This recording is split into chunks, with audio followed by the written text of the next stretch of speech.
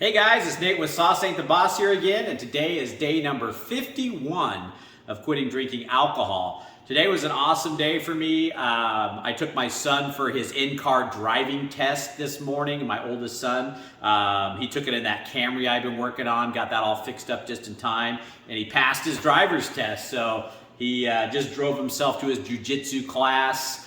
So the first time driving on his own, he's had his permit all this time, now just got his license. So it's exciting when your kids have a pretty big moment like that. You know, I remember when I first got my license, I mean, I felt like freedom, you know, I could go anywhere and do whatever. And so it's exciting when your kids kind of hit those pivotal milestones, you know.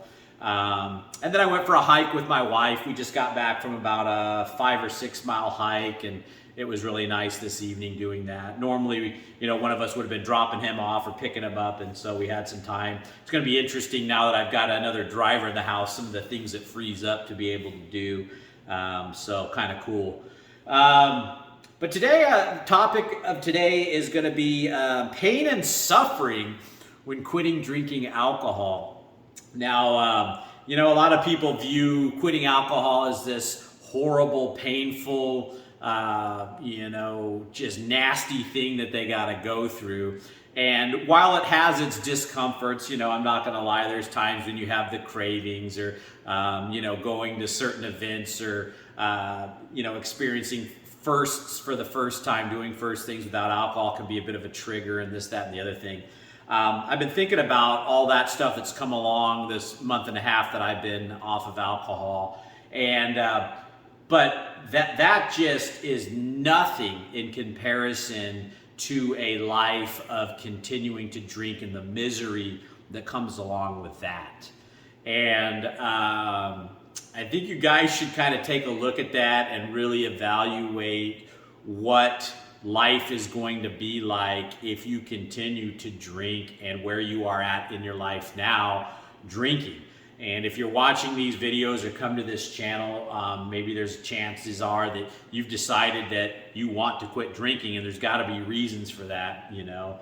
And you know, I remember multiple times, I think I had a dream one time, and then it became a thought that I would have almost daily when I was drinking. And the dream was I was in a bed, hospital bed, hooked up to all these machines, and my skin was yellow. And I remember my kids coming in, you know, in this dream to say their goodbyes. And then my wife came in because I wasn't going to make it. You know, I had basically in this dream drank myself to death, had probably liver failure or whatever. And then just the way I felt in that dream and thinking about that now, that pain and suffering that you would experience going through something like that, I can't even imagine, you know, and I don't want to. It's just a painful thought and a painful experience to even go there and to have that dream and stuff. And, you know, I think if you continue to drink, it's like paying the Pied Piper. Eventually, there's going to be, for every action, there's a reaction, right? I mean, that's just life. And if you go along doing something that's unhealthy or that's not good for you long enough, you're going to probably start having some negative consequences. It could be health. Maybe you get a Dewey. Maybe you hurt yourself or somebody else because of your drinking. Maybe you damage a relationship with your significant other, your kids. I mean, there's a whole host of things that can go wrong when you continue to do something detrimental to your life, you know. And if you really just think about that and all the grief and pain and suffering that those things cause you and others, is that even in comparison to the little bit of discomfort and I want my drink, you know, that you get when you first quit trying to drink? I mean, to me, it's not even a close comparison. I mean, it's not even, it's mind-boggling how, you know, I used to continue to drink and drink and drink and drink, full well knowing my health was starting to go to crap, full well knowing that my relationships with my family was suffering, that my business was suffering, and I was suffering inside the misery I felt, and yet I was still doing it, And once you can distance yourself long enough to start to realize and see these things, you start going, holy cow, it's almost borderlines on insanity what I was doing. And, feeling the discomfort I felt over the last month and a half, and like I say, compared to the pain and suffering and misery that I had going on when I was drinking, is just not even comparable. And so, that's a thought to think about, guys. Where are you going to be in your relationships if you keep drinking? Have you already damaged some of them too badly to bounce back from? Your health, your finances, your